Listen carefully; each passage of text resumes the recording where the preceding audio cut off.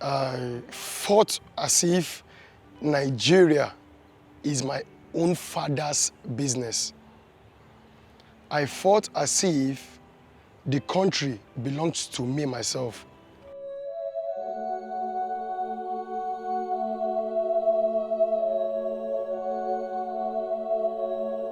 Then the military police intelligence that detained me and other 12 soldiers,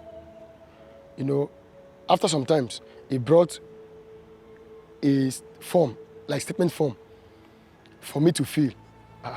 So when the military police intelligence left me in the interrogation room, before he came back, I had already drafted like half of my statement, still about this weapon issue that I've been requesting and all those things. When he came and saw the statement, the next thing he did was he carried baton and started hitting my head with baton under duress that I must put refusal of order in my statement. I said to him, "Sir, please stop hitting me." I said, "Stop hitting me. Why are you hitting me?" Before you knew it, I got bruises on my head. I said, "Oh God, no, they hit me." I wept bitterly. Before he knew it, he noticed that I stood on my statement about this weapon issue. What did he do? He had to let me go. I wrote what actually happened about the weapon issue, and then I left. When I entered the cell, my head was aching, bruises everywhere. God, everywhere bruises, inside detention. Why would he be hitting me? So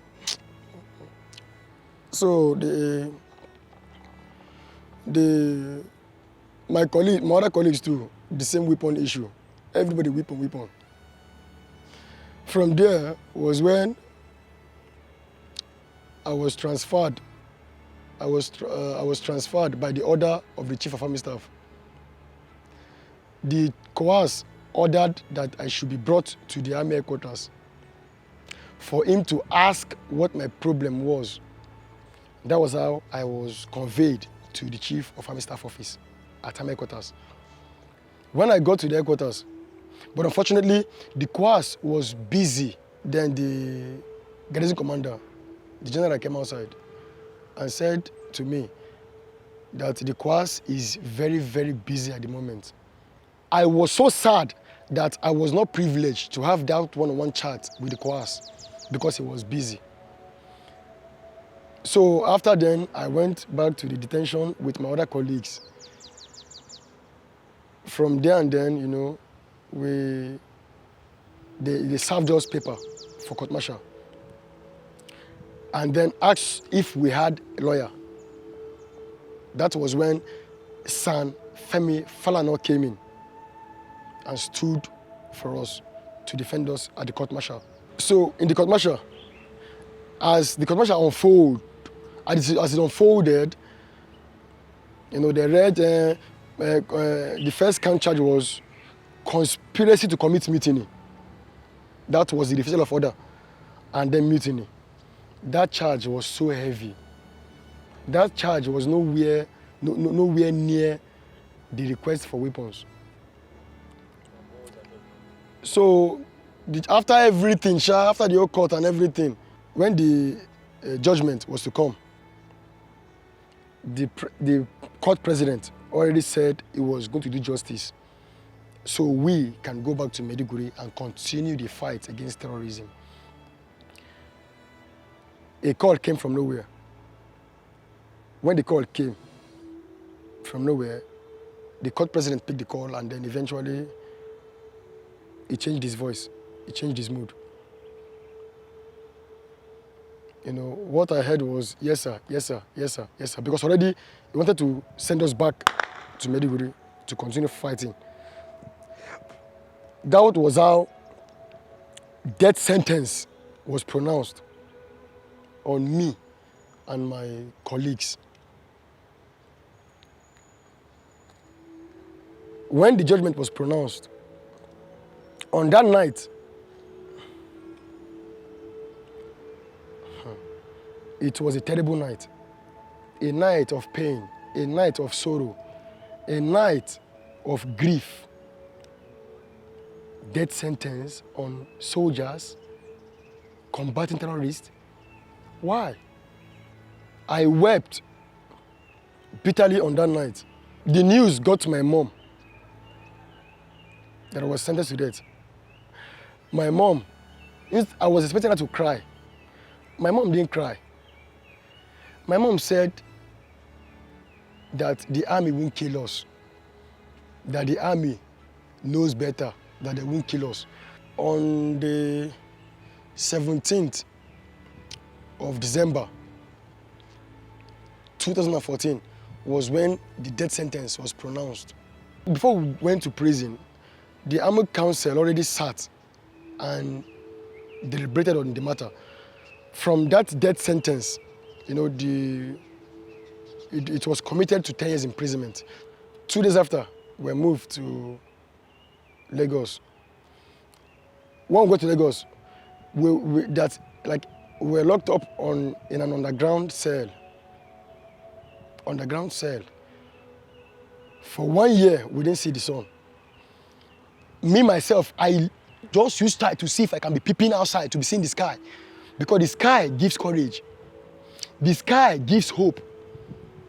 Look at the sky, you will get hope.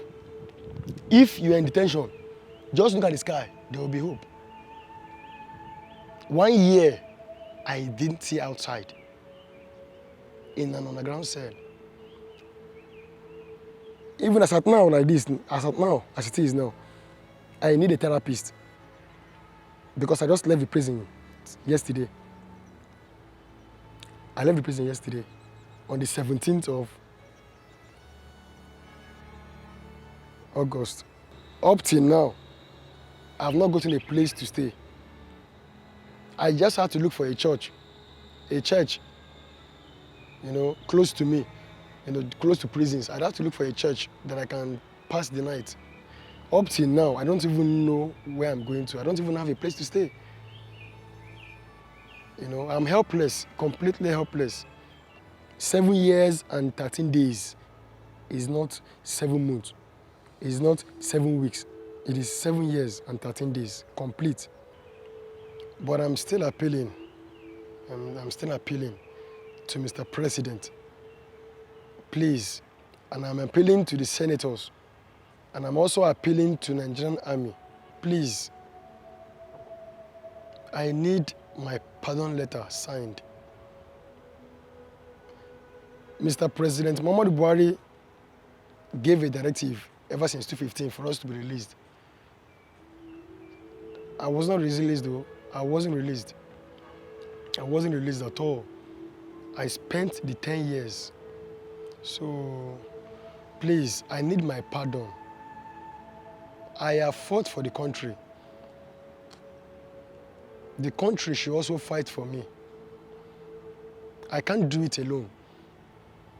I know I've fallen, but I need to rise up again. Please. My husband, being a soldier, they post him from Odogo. Where they post and go, he go marry another woman, leave me and this child. And we are suffering before my child say he will not to go to university because if he go finish, he come back, he no go get work. From there, he join soldier before this then. Now, when I heard that he followed those that they did, army said that they will persecute, I no get any hope again for life. That is all. But due to God's intervention, from that condemned to death, they change it for 10 years. From then 10 years, they don't complete it and come out. I give God the glory. But now, nothing. His father, as he left me, and he didn't ask. He didn't say, where you and your son are up till now. So I begging Nigeria make they help me to give am something to do. I thank God that they didn't kill am for the Boko Haram, because when is that place, I didn't eat, I didn't drink. But I thank God for his intervention. My pikin come back like, but I didn't get anything to establish him because army didn't pay him anything. They didn't pay anything. That is the reason why I'm begging Nigeria to help me, to put am somewhere, to work, or to assist us for chop. Make we see food to chop yet.